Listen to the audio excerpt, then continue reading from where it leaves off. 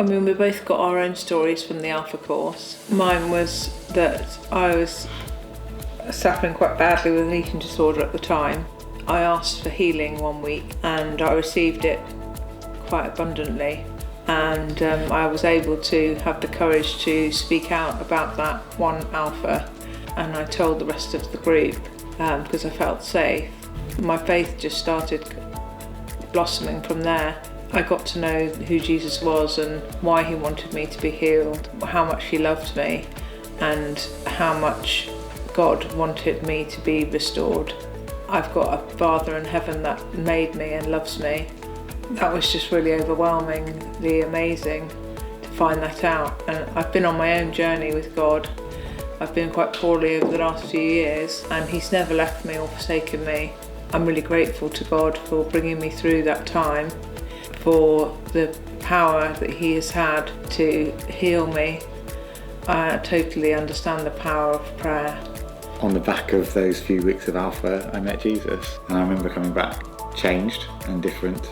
And the next week of Alpha, it was just like, I just knew that Jesus was real. He just loves me unconditionally. He will always be with me and love me, and that just is awesome.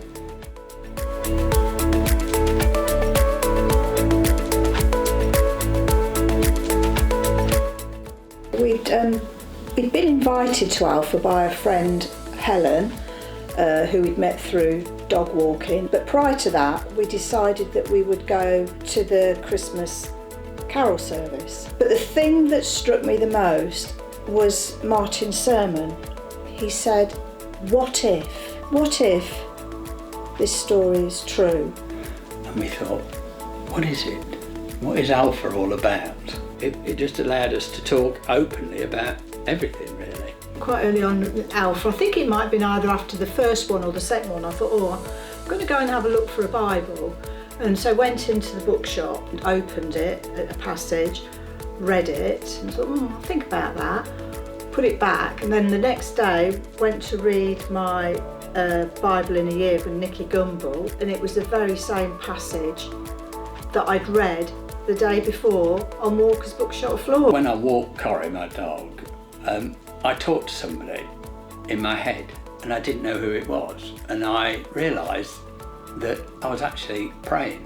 Following the Alpha, I continued it. It's more structured now. I do know that I'm praying. What I really loved about Alpha was that it was a really safe space, that you could just answer the questions and you weren't judged. God means everything to me. Once you decide that he's the Lord of all and he created everything, then he's everything, and I love him. I wasn't going to talk about my prostate cancer diagnosis. Throughout all of Alpha, Martin had said, does anybody want any prayers from speak? And I just shrunk back and I never said it. I didn't want to. Martin says, why did Leslie just look at you when I asked, does anybody want to pray? Well, the whole group round our table came round me at the time. They all put their arms round me, put their hands on me, and Martin prayed for me. And I've never felt anything like it in my life. It was just so uplifting. It's really hard to explain. I felt so warm. I felt this heat from everybody. And I sort of knew then that I was going to be okay. Every time I go into church now, without fail, Martin asks me, how are you? Where are you on the treatment? And he just came up to me and he says, can I pray for you? And he put his hand on me. And again, the heat that came from Martin, it's just unbelievable.